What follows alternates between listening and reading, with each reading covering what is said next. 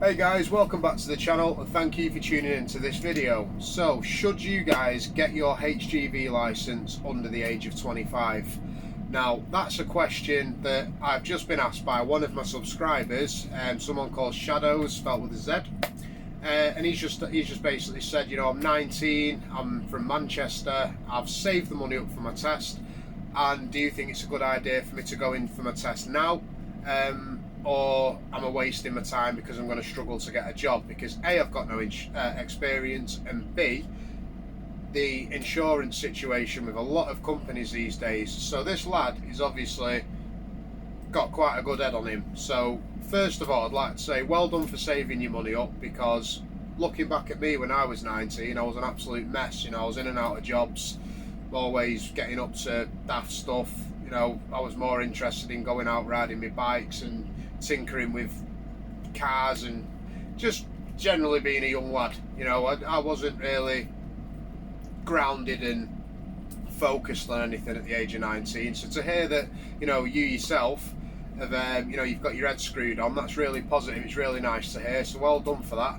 And you know, that's why I'm aiming this video directly at you and also at other young drivers who might have this same question, because it must play on a lot of people's minds. Well, I can do my test at 18, but a lot of companies are saying they won't give me a job unless I'm 25 or over. So I can understand where the confusion's coming from. It must be a bit stressful, thinking, well, what is the point? You know, there's a lot of things to do with licenses and things like that today that don't make sense, like the motorbike test, for example.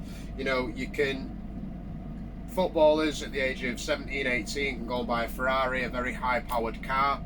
But if you want to be riding a big high-powered motorbike, you've got to be 24 to do that. Like, it's just ridiculous. I don't understand it. But we don't make the rules. So what I will do is I'll give you my input on what I would do if I was 19 or under the age of 25 or under the age of 30, which technically I still am. I'm 29, still 20. So we'll keep hold of that for a bit.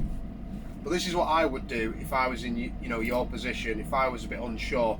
So what I would do is I would get engrossed in Google. I would sort of have a battle plan in my head. What industry do you want to go into within the HGV industry? Do you want to be a scrap man like what I do? Do you want to be do you want to work in waste? I'm going to say, do you want to be a waste man? I don't think anybody wants to be a waste man, because yeah, it's not something you aspire to be, I suppose. Do you want to be a man who works in the waste industry?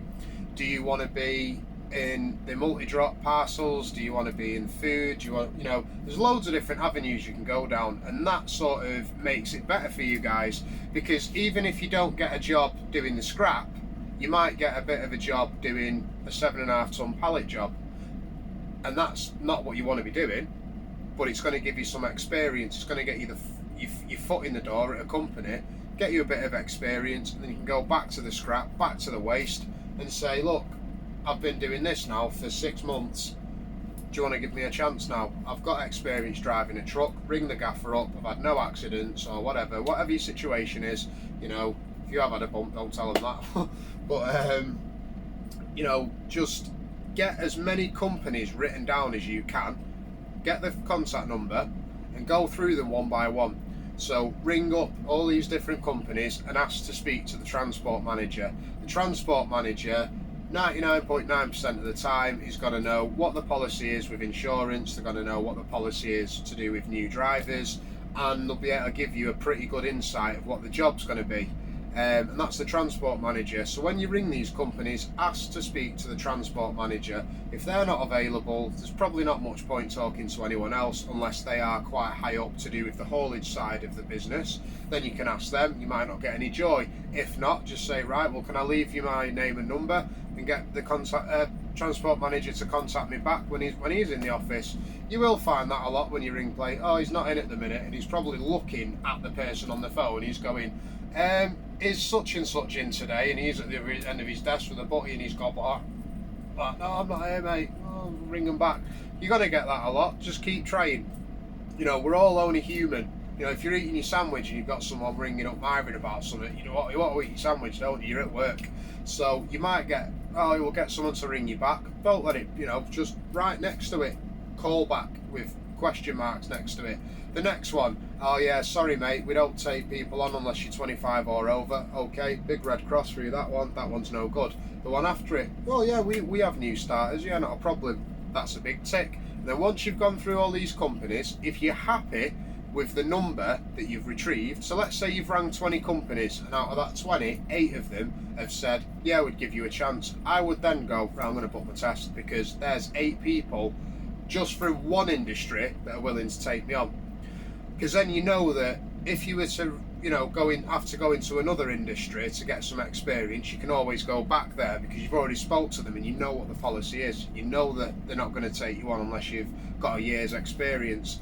Go get a year's experience somewhere else, and believe me, once you get driving a truck, your days go like that. Especially Monday and Tuesday. I don't know why, but Monday and Tuesday fly for me every week. I don't know why.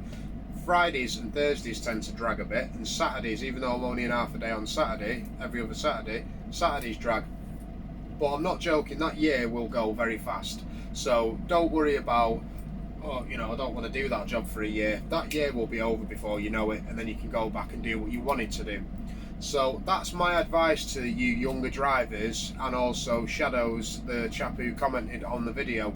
You know, I would be ringing companies first, just to give yourself a taste of what you're going to be up against when you've got that license. I'm not saying don't go and book your test now, because I am absolutely adamant that you will get a chance. You will get a job. Somebody somewhere will give you that, you know, the job. They might be desperate, you know. They might say, right, well, I'll tell you what, I know you've got no experience, come out for the day with me and another driver and we'll see how you do. You will get your chance, you will get your shot, so don't be shot down. You know, I'm not saying totally put your test on pause while you do your digging. You know, book your tests, but do your digging whilst you're doing it. And then you know, right, PP O'Connor said they'll give me a chance, Mayers said they'll give me a chance on a really what I do tippers, but all the rest of them said no. Hopkins said no, you know, Armstrong said no, blah blah said no. Never mind, I've still got 2 there, so I'm going to move on to this sort of industry in the HGV world now. I'm going to try all these companies. You will get a job, don't worry, you will get a job. So in answer to my question, should you still do your test if you're under the age of 25? Absolutely, because there will be somebody there to take you on. There will always be a company that will take you on. You know, and if any other drivers who've got any comments to make or any help that you can drop in the comment section, please drop some comments down and help other drivers. That's another part of truck driving that I love. You know, we all help each other. On the way up here, I was getting truck drivers flashing me and doing that. If they flash you, do that, or just flash you, probably a speed camera. If they flash you and do that, it means police are pulling people in. So I had at least 7 drivers pass me and give me that to let me know. You know, at first I wasn't sort of clocking. I'm like, that's not very nice. And the next one's like going past, so I'm like, yeah, well, I didn't really do that, but you know. And then I clocked, because as I'm coming down this road, I seen the little crafty buggers, you know, all in a big car park, all sat there, all laughing together. You know, a couple of AMPRs, a couple of motorbikes. I'm like, oh yeah, getting your tickets worth in, are you boys? Go on then.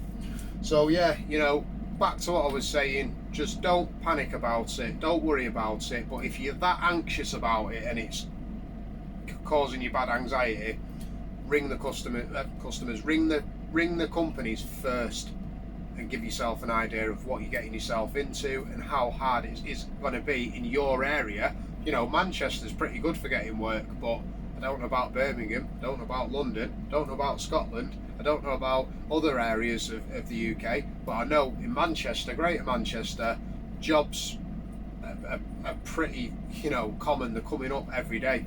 On my Facebook feed, I'm seeing every day, you know, such and such has advertised a job, and they're all in big bloody bold letters, higher rate of pay, because now they're trying to get the wages up. So yeah, now is a good time to do your test. It is a good time, but it's also a good time to do a bit of research, a bit of digging yourself, just to put yourself in better spirits about what you're about to do. So I hope that was helpful for you guys. I hope you enjoyed the video. If you did enjoy the video, please like and subscribe to the channel if you've not already done so, and I will see you guys on the next video, where I'm going to be showing you how to take the bin off the back of a Rollin' Off, how to put it back on, and also how to tip. So I've got all that coming for you as well. And as I said, my GoPro, I'm going through the motions with that, getting used to it. And hopefully in the next few weeks you'll start getting to come out on the GSXR with me for some videos, and I'm going to start practicing learning how to do wheelies on it, things like that, in a private car park. I'm not going to be doing it on the road, you know, I've got 2 kids at home. So yeah, thanks for watching the video, and I shall see you guys on the next one. Enjoy the rest of your day. I'll see you soon.